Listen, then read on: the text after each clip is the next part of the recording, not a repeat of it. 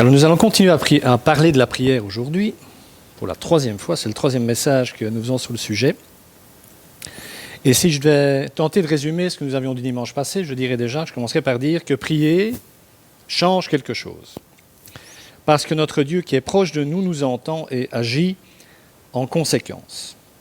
Puissent nos prières simplement rejoindre le cœur de Dieu. J'aimerais repartir aujourd'hui avec vous d'un des enseignements principaux de notre Seigneur Jésus dans ce qui est appelé traditionnellement le sermon sur la montagne que l'on trouve dans l'évangile de Matthieu, qui couvre 3 chapitres même. 3 chapitres d'enseignement. Ce qui caractérise cet enseignement de Jésus, c'est que souvent quand on lit un texte biblique, on se dit qu'il y a quand même des choses très obscures, très compliquées à comprendre. Et parfois c'est vrai, parce qu'il faut y ajouter des dimensions sociologiques, contextuelles, culturelles. Ces textes sont millénaires. Qu'est-ce que ces textes ont à nous dire pour nous aujourd'hui? Par contre, il y a d'autres textes dans l'Écriture qui sont extraordinairement clairs, qui ne demandent pas d'explications particulières, mais qui nous dérangent profondément parce qu'on les comprend trop bien et qu'il n'y a pas moyen de ne pas les comprendre. Le grand écrivain américain Mark Twain, je pense avoir déjà dit ça, mais avait l'habitude de dire « Moi, dans la Bible, ce qui me pose problème, ce ne sont pas les textes que je ne comprends pas, ce sont les textes que je comprends trop bien. » Et je crois qu'ici, nous allons être en plein dans ces textes que nous comprenons trop bien. Matthieu 7, versets 1 à 12. « Ne jugez pas afin de ne pas être jugés. Car on vous jugera de la même manière que vous aurez jugé, et on utilisera pour vous la mesure dont vous vous serez servi. Pourquoi vois-tu la paille qui est dans l'œil de ton frère, et ne remarques-tu pas la poutre qui est dans ton œil? Ou comment peux-tu dire à ton frère, laisse-moi enlever la paille de ton œil, alors que toi, tu as une poutre dans le tien? Je trouve ça très comique, indépendamment du reste. Je trouve ça l'image très parlante. Hypocrite, se faire traiter d'hypocrite par Jésus, ça fait très mal par contre. Enlève d'abord la poutre de ton œil, alors tu verras clair pour retirer la paille de l'œil de ton frère. Ne donnez pas les choses saintes aux chiens, ne jetez pas vos perles devant les porcs, de peur qu'ils ne les piétinent et qu'ils ne se retournent pour vous déchirer. Demandez et l'on vous donnera. Cherchez et vous trouverez. Frappez et l'on vous ouvrira. En effet, toute personne qui demande reçoit, celui qui cherche trouve, et l'on ouvre à celui qui frappe. Qui parmi vous donnera une pierre à son fils s'il lui demande du pain? Ou s'il demande un poisson, lui donnera-t-il un serpent? Si donc mauvais comme vous l'êtes, aïe, nous sommes donc mauvais, embêtants, nous qui nous considérons souvent comme étant extraordinairement bons. Si donc mauvais comme vous l'êtes, vous savez donner de bonnes choses à vos enfants, votre Père céleste ou qui est dans les cieux donnera d'autant plus volontiers de bonnes choses à ceux qui le lui demandent. Tout ce que vous voudriez que les hommes fassent pour vous, vous aussi faites-le de même pour eux, car c'est ce qu'enseigne la loi, donc la loi de Moïse, et les prophètes, donc les prophètes de l'Ancien Testament.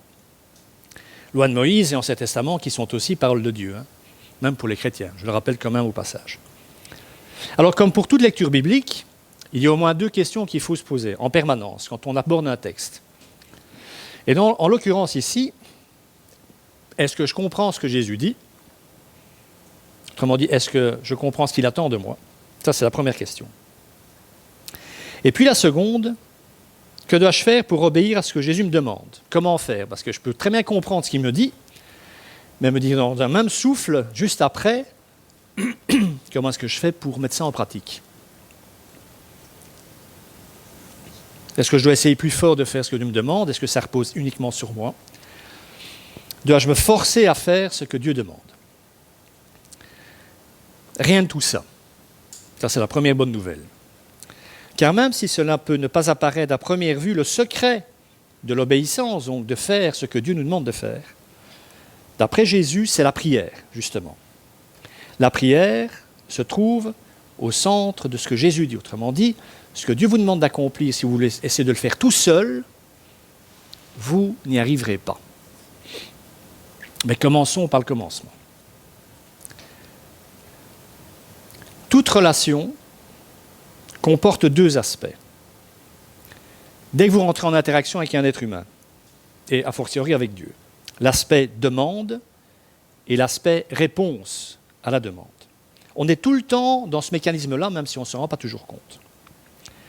Toute relation humaine repose sur ces deux pôles. Et c'est d'autant plus vrai dans une relation où l'amour est présent. Parce que par définition, si quelqu'un que j'aime me demande quelque chose, je vais au minima me mettre à disposition de sa demande. Je vais envisager de répondre positivement à sa demande. Ceci étant dit, il est une donnée que nous ne devons pas négliger, une donnée qui est au cœur de toute relation comme Dieu la conçoit, c'est que donner, donc répondre positivement, ce n'est pas imposé. Autrement dit, en voyant l'autre que j'aime fonctionner ou vivre, je peux me dire en moi-même, il a besoin d'un certain nombre de choses qu'il ne demande pas, qu'il ne possède pas encore. Ce n'est pas pour ça que je vais pouvoir faire irruption dans sa vie pour imposer ce dont il a besoin. C'est pour cette raison, je crois que contrairement parfois à ce que nous pensons, Dieu ne nous donne pas ce dont nous avons besoin si nous ne lui demandons pas. Déjà parce qu'il y a un travail, un chemin à faire pour que, prière aidant, justement, relation à Dieu aidant, nous comprenions ce dont nous avons vraiment besoin. Parce qu'entre ce que je pense avoir besoin et ce que Dieu pense nécessaire à mon bien-être, et à ma maturité et à mon salut, il y a un monde souvent entre les deux. Alors le prétexte, parfois avancé pour ne pas demander à Dieu quoi que ce soit, c'est partie du principe que comme il sait tout, ce qui est vrai, puisqu'il est Dieu, s'il ne savait pas tout, il ne serait pas Dieu, à quoi ça sert de lui demander quoi que ce soit ? Pourquoi lui partager mes besoins alors qu'il sait quels sont ses besoins ? Si c'est ça notre conception de la prière, on va avoir directement un gros problème, c'est qu'on ne demandera plus rien, mais à 90%, même là encore si nous ne sommes pas conscients tout le temps, notre vie de prière relationnelle à Dieu, ce sont des demandes qu'il veut ou pas rencontrer dans la relation à lui. Donc si on se dit ça ne sert à rien que je lui demande quoi que ce soit parce qu'il sait quels sont mes besoins, il a qu'à me le donner ce dont j'ai besoin, il va se passer une chose, pas de son côté à lui mais d'une autre, c'est qu'on va arrêter de prier. Notre vie de prière va être aussi captivant que lire le bulletin de téléphone. Je pense que là, il faut déjà percevoir un danger. Alors pour nous convaincre de ce que je viens de dire, il suffit que nous prenions l'enseignement de Jésus concernant la prière. Toujours dans le sermon sur la montagne. Ses disciples, ses 12 plus proches, s'approchent de lui un jour en tant que maître juif qui enseigne la parole de Dieu, lui disent « Maître, apprends-nous à prier ». Et Jésus ne va pas donner un cours théorique sur la prière, il va dire « Voilà comment vous devez prier ». Et il va donner quoi ? Le Notre Père. Déjà, même en Israël, personne n'appelait Dieu Père. D'accord ? Le Dieu Père, il n'y a que le Fils qui puisse le révéler, donc Jésus. Voilà ce qu'il dit, ce qu'il répond à ses disciples, Jésus. En priant, ne multipliez pas les paroles comme les membres des autres peuples, autrement dit les païens, ceux qui ne croient pas en Dieu, ou ceux qui, surtout, adorent d'autres dieux qui ne sont pas le vrai Dieu. Ils s'imaginent en effet qu'à force de paroles, ils seront exaucés. Il y a encore dans certaines religions aujourd'hui on répète des mantras à l'infini, des ritournelles comme ça pendant parfois toute la journée, en espérant que Dieu va répondre à de telles prières. Jésus dit, il ne faut pas copier ce genre de processus parce que ça ne fonctionne pas. Ce n'est pas comme ça que vous pouvez rentrer en relation avec Dieu. Ne les imitez pas, car votre Père sait de quoi vous avez besoin avant que vous le lui demandiez. Voici donc comment vous devez prier. Notre Père céleste, ou qui est aux cieux, que la sainteté de ton nom soit respectée. Que ton règne vienne, que ta volonté soit faite sur la terre comme au ciel. Donne-nous aujourd'hui notre pain quotidien. Pardonne-nous nos offenses, comme nous aussi nous pardonnons à ceux qui nous sont offensés. Ne nous expose pas à la tentation, mais délivre-nous du mal, aussi du mal que l'on peut commettre. Car c'est à toi qu'appartiennent dans tous les siècles le règne, la puissance et la gloire. Ça, c'est la réponse de Jésus.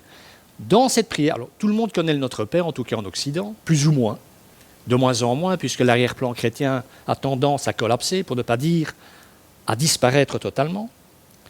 Et on peut, et c'est ça le danger, on peut se servir de cette prière comme d'une ritournelle, et c'est ce qu'on fait souvent.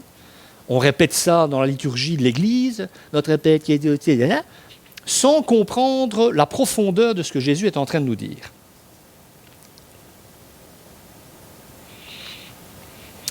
La première remarque que j'aimerais faire sur cette prière, c'est qu'on passe dans le même souffle du règne de Dieu, que ton règne vienne, que ton royaume s'installe sur la terre, c'est ça la demande de Jésus, c'est ce qui devrait occuper notre temps, nos relations humaines et notre prière, que ton règne vienne, j'aspire à ce que ton règne vienne sur la terre, et dans un même mouvement, donne-moi mon pain quotidien. Autrement dit, mes amis, tout est spirituel. Le matériel, donne-moi ce dont j'ai besoin pour vivre aujourd'hui, et le spirituel, que ton royaume descende sur la terre.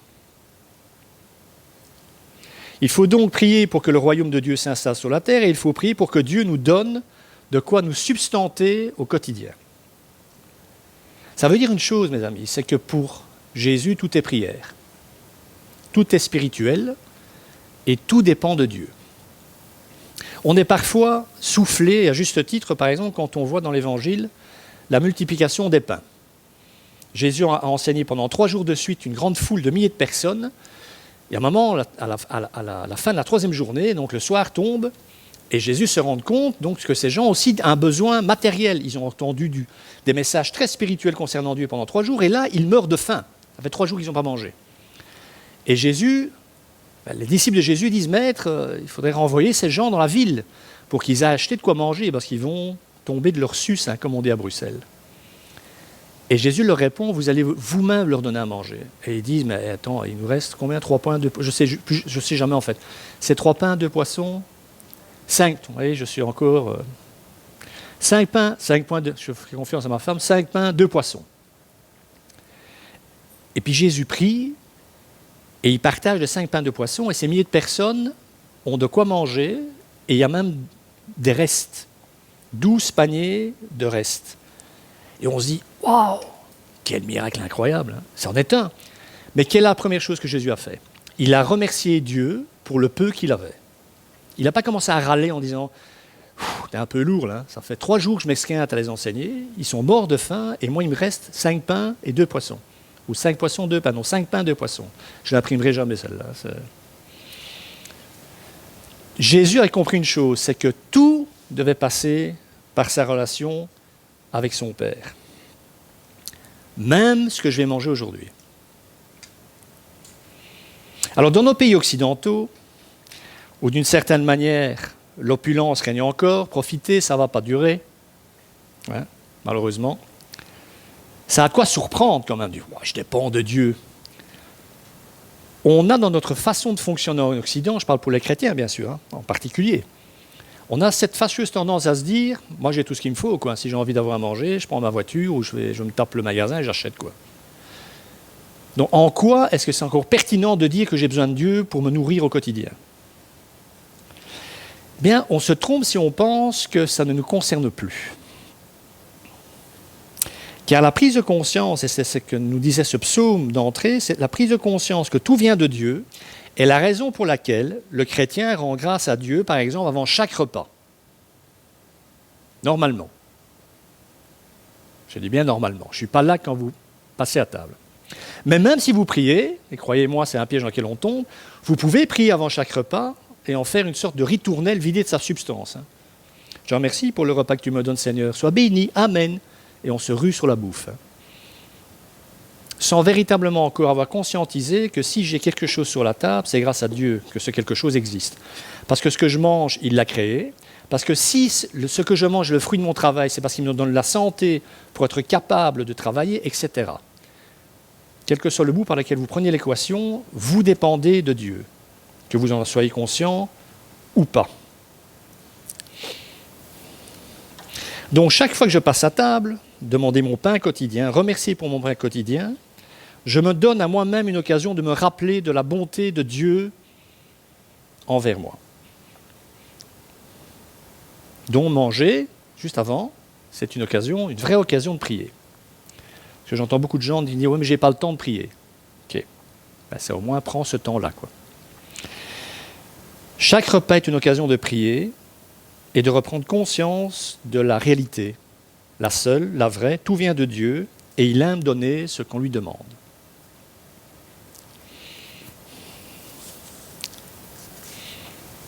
Ça va, je ne vous ai pas encore perdu? Ça va? Accrochez à votre tasse? Ok. Vous me dites, hein?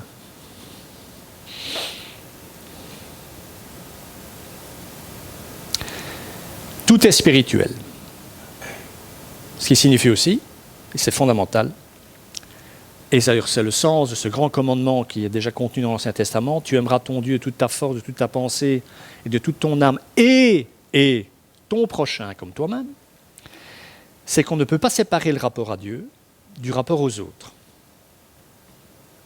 Vous ne pouvez pas dire « Ah, moi je passe mes journées à genoux dans la prière devant Dieu et être en dessous de tout dans vos relations humaines. » No good, pas good, ça ne fonctionne pas comme ça. Ce que vous êtes dans votre relation à Dieu, vous devez au minimum l'être dans vos relations aux autres.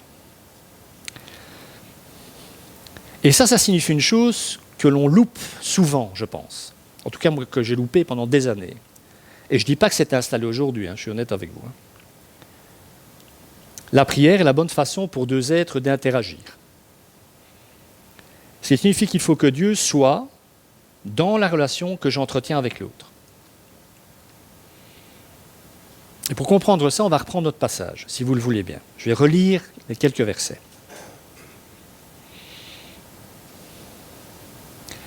Demandez, et l'on vous donnera.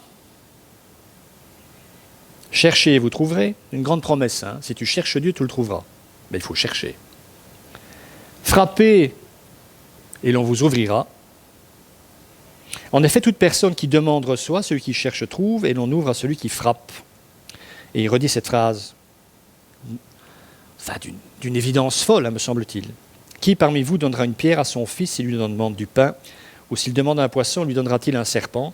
Si donc mauvais comme vous l'êtes, vous savez donner de bonnes choses à vos enfants, votre Père Céleste donnera d'autant plus volontiers de bonnes choses à ceux qui lui demandent. Donc vous remarquez encore au passage avec quelle facilité Jésus passe ici de ce que nous attendons des autres à ce que nous attendons de notre Père qui est aux cieux. En fait, pour le dire autrement, c'est très simple. Quand vous priez, par exemple, pour les besoins de quelqu'un, Seigneur, mon voisin n'a pas l'air d'aller bien. Je te prie pour lui, aide-le dans ces circonstances. Dieu vous dit, c'est super, je suis d'accord, il faut vraiment en prendre soin. Si tu bougeais ton pet de ta chaise et que tu allais sonner chez ton voisin pour prendre soin de lui. Nous sommes, la plupart du temps, souvent la réponse à nos propres prières. Donc Jésus enseigne ici clairement que ces deux relations, nous et Dieu et nous les autres, se situent sur une même ligne. D'autres termes, notre relation spirituelle avec Dieu et notre relation humaine avec les autres sont une seule et même dimension, puisqu'à présent, nous qui sommes chrétiens, nous faisons partie du royaume de Dieu, qui doit encore venir, mais il est déjà là en substance. Et le royaume étant au milieu de nous, nous ne pouvons surtout pas établir des bulles pour séparer les êtres. Donc une bulle qui consisterait à nos rapports avec les humains, et une autre bulle qui consisterait avec nos rapports avec Dieu.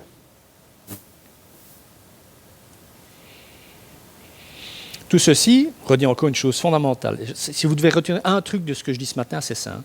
C'est que la prière doit habiter également notre rapport aux autres. Je vais le dire plus simplement.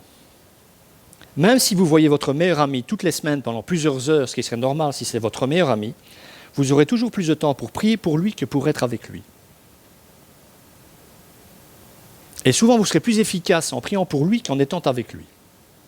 Parce que vous intégrerez dans la relation avec lui une troisième personne qui est Dieu lui-même, qui rentrera dans l'équation. Donc la prière doit devenir plus présente que notre propre présence aux autres. Elle doit s'incarner en nous. L'autre, même s'il n'en est pas conscient, ne doit pas seulement avoir vous en face de lui. Il doit avoir Dieu en vous en face de lui. Et c'est dans ce domaine-là, dans ce sens-là, que vous serez efficace. Alors vous dites, oui, mais sa présence comment, sous quelle forme? De l'écoute et surtout de l'amour. L'amour de Dieu en vous dont l'autre a tant et tant besoin. Nous ne pouvons pas adopter une attitude envers Dieu et une autre envers les hommes. Ça, c'est impossible. Que ce soit dans l'Ancien Testament ou le Nouveau, c'est pas possible. Parce que si nous avons ce distinguo, il se passe une chose, et Jésus le dit, nous sommes des hypocrites. Nous devenons hypocrites, nous faisons semblant. Vous savez, dans beaucoup d'églises, quand après le culte ou avant, vous demandez, des gens vous disent « Comment tu vas ?»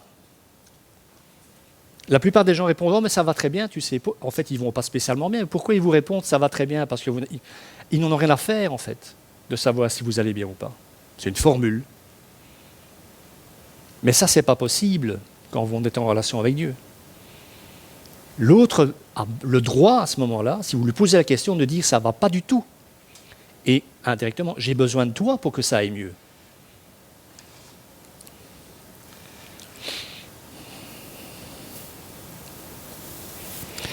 Nous sommes des hommes, pour ceux qui ont reçu la foi, nous sommes des hommes et des femmes du royaume, des hommes et des femmes unifiés, et notre personnalité doit imprégner tout ce que nous faisons. Je reprends les versets 9 et 10. « Qui parmi vous donnera une pierre à son fils s'il lui demande du pain, ou s'il demande un poisson, lui donnera-t-il un serpent ?» Alors, ce verset est en fait très interpellant aussi, me semble-t-il. Jésus expose ici une réalité humaine que tous ces auditeurs de l'époque et de notre époque aussi peuvent comprendre. C'est que les parents aiment leurs enfants. Enfin, je pense qu'il faut le dire très vite quand même, hein, mais soit, on va le dire. Parce que c'est ce que Jésus dit.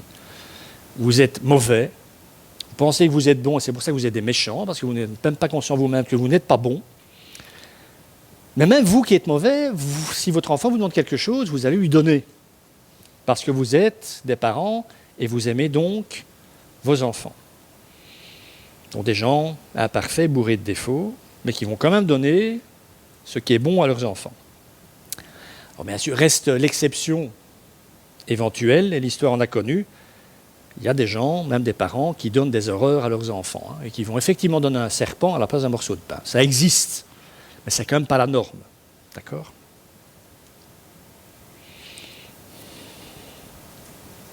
Si Jésus prend cet exemple des parents, c'est parce que Dieu est Père. Dieu est un Père parfait, parfait dans son amour. Autrement dit, si moi je suis capable en tant qu'être imparfait de donner ce qui est bon à mes enfants, Dieu, lui en tant que Père parfait, donnera certainement, systématiquement, ce dont ses enfants ont besoin.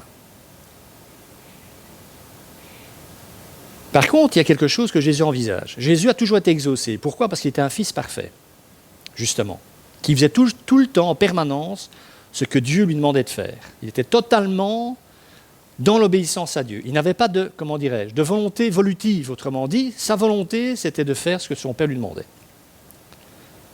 Mais ce que Jésus nous dit aussi, c'est que qui est mieux placé qu'un père de famille pour comprendre les lois qui gouvernent la prière ? Parce que c'est ce qu'un père, même qui ne croit pas en Dieu, fait sans même s'en rendre compte.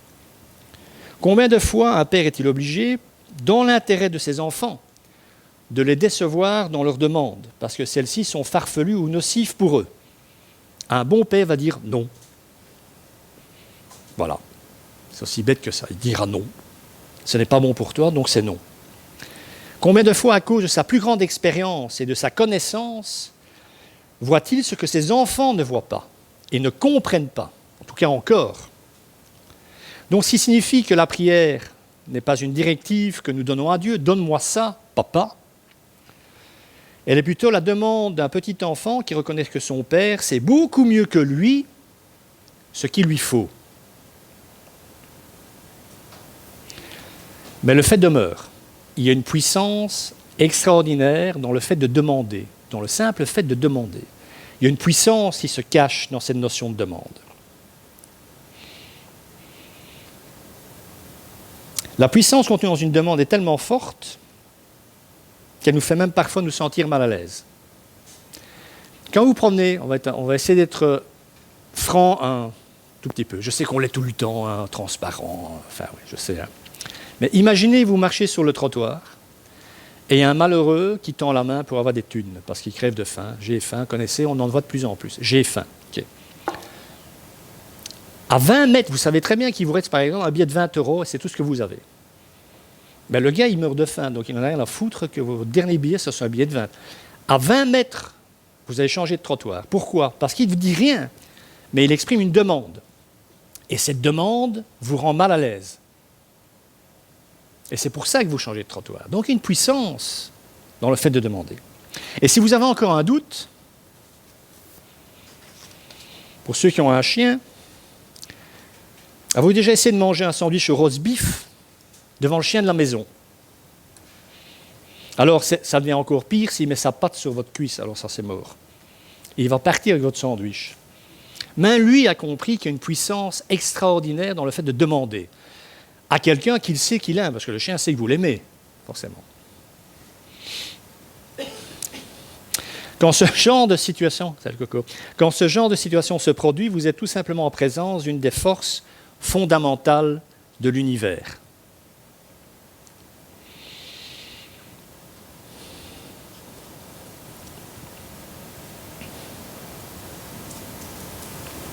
Donc, ce que je viens d'énoncer en quelques mots,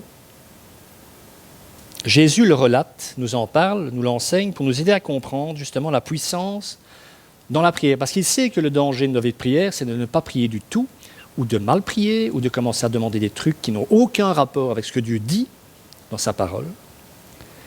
Et il nous dit ça aussi pour que nous comprenions que la prière, ça doit être l'évidence, même si c'est toujours un combat, ça doit être l'évidence dans nos vies.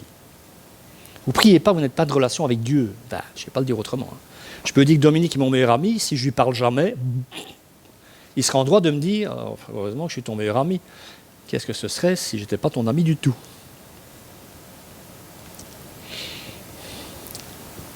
Donc c'est pour cette raison que Jésus continue dans son raisonnement, il passe des hommes méchants à son Père. C'est quand même un peu surprenant. On va reprendre ces versets-là. Si donc mauvais comme vous l'êtes, vous savez donner de bonnes choses à vos enfants, votre Père Céleste donnera d'autant plus volontiers de bonnes choses à ceux qui lui demandent. Tout ce que vous voudriez que les hommes fassent pour vous, vous aussi faites-le de même pour eux, car c'est ce que enseigne la loi et les prophètes. Autrement dit, ce que Jésus est en train de dire à ses disciples juifs, c'est qu'il enseigne d'une manière différente, mais ce qu'il enseigne, c'est ce que disait déjà l'Ancien Testament. Et au moment où Jésus est sur cette planète, a enseigné les hommes pendant 3 ans, la réalité de ce qui l'entoure, c'est que les hommes, même ceux qui se disent religieux et obéissent à la loi de Dieu, ils ne vivent pas ça. Vous pouvez vous passer votre temps à l'église et ne jamais faire ce que Dieu vous dit. Donc ici se trouve exprimé donc le besoin le plus fondamental de l'être humain, son besoin d'influencer positivement la vie des autres. Alors comment peut-il faire ça? Eh bien c'est simple, en priant, en demandant à Dieu. Écoutez, allez, ça ne vous est jamais arrivé, quand vous aimez quelqu'un, de voir la situation de ce quelqu'un, et sa situation est catastrophique. Et vous aimez ce quelqu'un, donc sa situation vous touche, vous en pleurez, ça vous rend malade. Mais vous ne savez rien faire. Vous n'êtes qu'un être humain, vous n'avez pas accès à son cœur profond. Vous n'avez pas accès à son centre décisionnel. Vous ne savez pas la plupart du temps ce qu'il faut faire pour l'aider. Si vous arrêtez là, ben c'est bien, vous aimez votre ami, vous aimez votre frère, vous aimez votre famille, vos enfants, mais vous n'êtes pas efficace. Vous voulez vraiment que quelque chose change dans la vie de l'autre, priez. Priez pour lui, priez pour elle. Parce que si vous aimez cette personne, croyez-moi, Dieu l'aime 1 milliard de fois plus que vous. La prière est le seul chemin sûr pour que le bon que nous pouvons accomplir dans la vie de l'autre s'accomplisse vraiment. Donc si nous nous contentons d'aider, de ne compter que sur nous-mêmes, la plupart du temps, croyez-moi, nous ferons pire que mieux. C'est ce que je voulais dire tout à l'heure quand je parlais de donner et non d'imposer. Parfois on impose son amour, je t'aime, je veux t'aider, et on va faire des dégâts incommensurables. Je n'ai pas imposé mon amour, je n'ai pas imposé ma foi à l'autre, mes objectifs, mes souhaits pour sa vie, aussi bons et généreux soient-ils, mais à l'offrir comme un don de ma vie et de la présence du Christ dans celle-ci. Je peux m'offrir moi dans ma présence. Je ne peux pas imposer aux autres d'être heureux, je ne peux pas les imposer de suivre Dieu, c'est un pasteur qui parle, de ne pas prendre de mauvaises décisions. Tout ça, croyez-moi, j'ai essayé. J'ai essayé. Mais je peux demander à Dieu de le faire au travers de ma vie, qui est justement une vie de prière.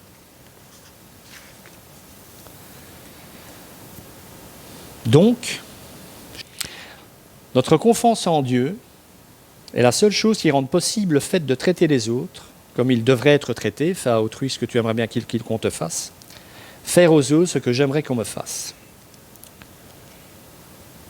Donc vous voulez mettre en pratique tout ce que Jésus nous a dit aujourd'hui, ne plus juger, traiter les autres comme ils devraient être traités, priez.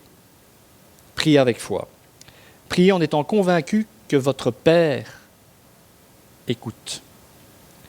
Et soyez, et ça c'est extraordinaire, hein, et soyez vous-même, par ce simple fait de prier, transformés par la prière. Parce que quand on prie, on s'approche du cœur de Dieu, de sa personne, de ce qu'il est par nature.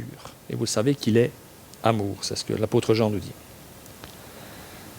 Donc l'enseignement de Jésus sur la prière, donc sur la requête, nous emmène au plus profond de la nature de notre vie, dans le royaume de Dieu, comme il est présent actuellement sur la terre. Imparfait, pas encore installé, mais déjà présent au travers de nos vies.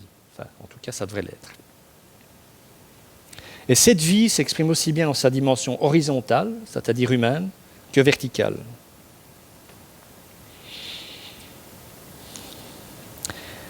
Donc la nature même de ce que Dieu accomplit dans nos vies souligne que nous ne sommes jamais seuls dans notre relation à l'autre. Et ça, je pense que nous ne le savons pas, que nous l'avons oublié, que nous n'avons pas compris. Nous ne sommes jamais face à face. Il y a toujours le Christ entre moi et l'autre. Il y a quelques années de ça, un ami, qui avait pourtant 30 ans de plus que moi, j'avais passé l'après-midi avec lui, il se définissait comme agnostique et franc-maçon, enfin, tout, voilà. Et en quittant ce jour-là, il m'a dit une chose que j'ai jamais oubliée. Il dit, je ne crois pas en Dieu, mais je sais que quand tu rentres chez moi, tu n'es pas tout seul. Mais c'est exactement ce que je suis en train de vous dire. Quand je te parle, je sais que nous ne sommes pas tout seuls.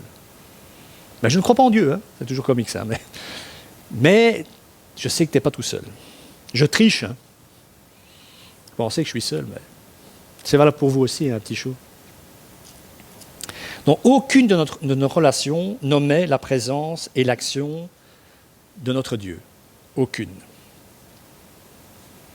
Donc pour être tout à fait clair, un scoop ici, hein, je ne pense jamais simplement à ce que je vais faire de vous, si je peux dire ça comme ça, à ce que je vais faire avec vous ou à ce que je vais faire pour vous.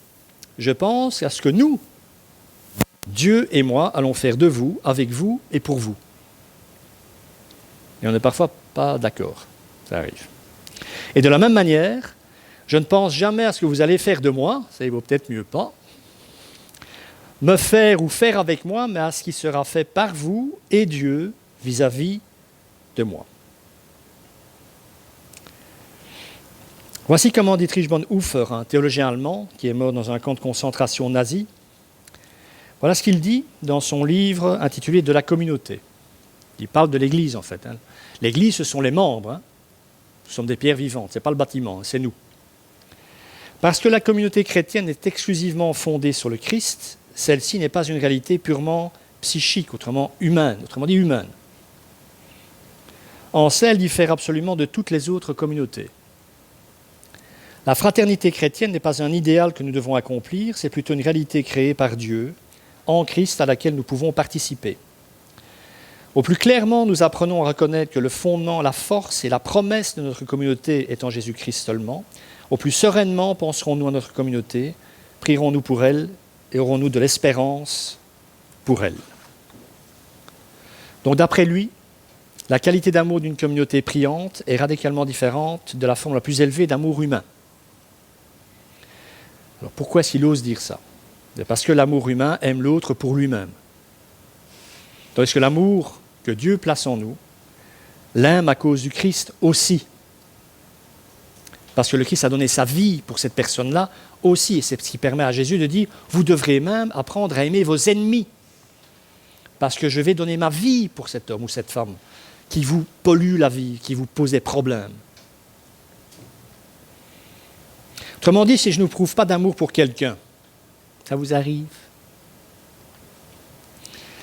Et ce, pour 1 million de bonnes raisons qui me sont personnelles, c'est tout à fait clair. Je ne l'aimerai pas du tout. Et cette personne me restera indifférente. Et là, normalement, on entend résonner une autre phrase, un autre enseignement du Christ. Si vous aimez ceux qui vous aiment, quelle récompense méritez-vous? Les collecteurs d'impôts, qui étaient très mal vus, parce qu'ils collaboraient avec les Romains à l'époque, qui étaient terriblement mal vus par les Juifs, les collecteurs d'impôts n'agissent-ils pas de même? Les collecteurs d'impôts ont une famille, des enfants, et ils s'aiment. Et si vous saluez seulement vos frères, que faites-vous d'extraordinaire? Les membres des autres peuples n'agissent-ils pas de même? Aimez ceux qui vous aiment. Ça, c'est un peu normal. Commencez à aimer ceux qui ne vous aiment pas, ceux qui vous détestent. Nous n'arriverons jamais à aimer nos ennemis, ou plus humblement ceux pour lesquels nous n'éprouverons rien ou pas grand-chose, en comptant sur notre seule capacité humaine à aimer. Vous n'y arriverez pas, je n'y arriverai pas. Encore une fois, j'ai essayé, croyez-moi, ça ne marche pas. Nous n'y arriverons pas, et c'est bien ce que Jésus veut nous dire. Votre amour seul, nous dit-il, est trop limité. Vous avez besoin du moyen, de celui de Dieu en plus. L'amour psychique, et je termine vraiment, je vous rassure, l'amour psychique recherche le contact direct avec l'autre personne, l'amour humain j'entends, sans cette médiation de Dieu, car il ne l'aime pas dans sa liberté, mais comme quelqu'un qui est lié à lui. Et cet amour-là éprouve le besoin d'être irrésistible, on se sent toujours obligé d'aimer plus pour ne pas être largué. Il a besoin de régner, de diriger, d'imposer, même si on ne s'en rend pas compte. L'amour humain n'attache que peu d'importance en fait à la vérité avec un grand V. Il rend la vérité relative, vu que rien, même pas la vérité elle-même, ne doit venir se mettre entre lui et la personne aimée. Mais mes amis, c'est l'amour que pratiquent la plupart des gens sur cette planète, mais cet amour-là est un amour malade. Il est un amour malade de quoi? De l'absence de Dieu.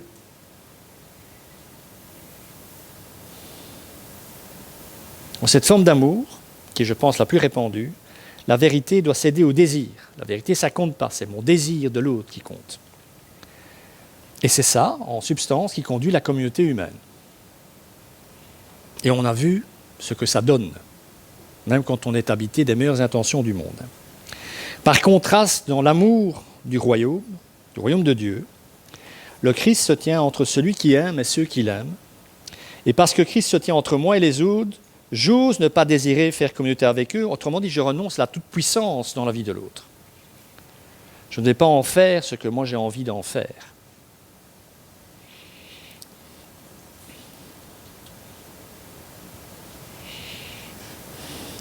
Ça signifie, et ça va être difficile, hein, mais il va falloir le vivre, enfin essayer en tout cas. Et la communauté chrétienne est là aussi, l'Église est là aussi pour que nous puissions nous exercer. C'est un laboratoire. Hein. Exercez-vous avec les autres, pas avec moi, si c'est possible, parce que moi je suis très occupé. Donc ça signifie pratiquement que je dois laisser l'autre libre de toute tentative de coercition, de régulation ou de domination par mon amour. Je l'aime, donc j'ai le droit d'imposer, de cadrer. Non. Non. Ça ne fonctionne pas comme ça. Pas pour Dieu en tout cas.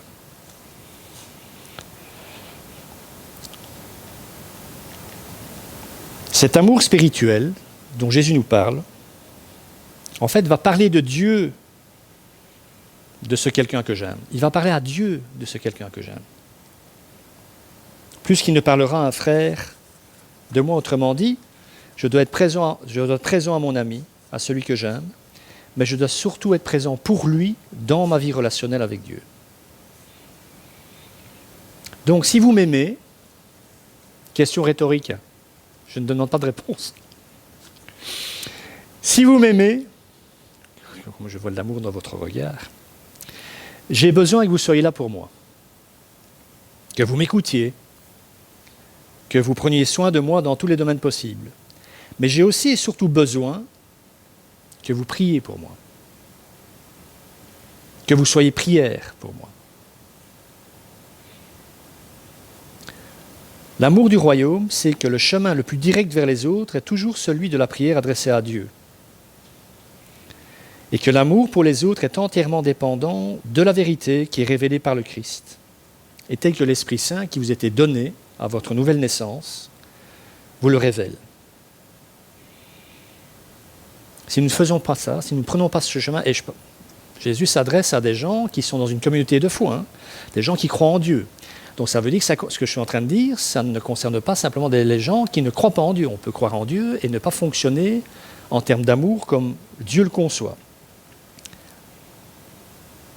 Donc si nous n'aimons pas, avec Dieu présent dans cette relation aux autres, nous allons, d'une manière ou d'une autre, croyez-moi, dominer l'autre. Nous allons nous en servir afin d'assouvir nos besoins.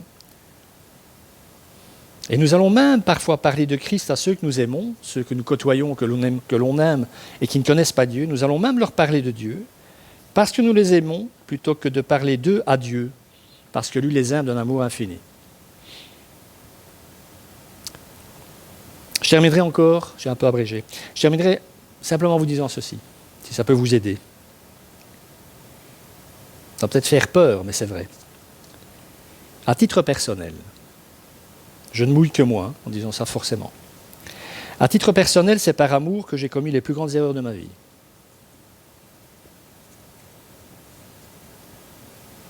Parce que je n'avais pas laissé, ou je n'avais pas plutôt compris qu'il fallait laisser Dieu être Dieu dans ma vie, et surtout dans celle des autres. Autrement dit, notre vie tout entière doit devenir prière, ou, d'une certaine manière, elle ne sera tout simplement pas, en tout cas ne sera pas une vie comme Dieu attend que nous la vivions. Que le Seigneur bénisse sa parole et qu'il vous bénisse. Amen.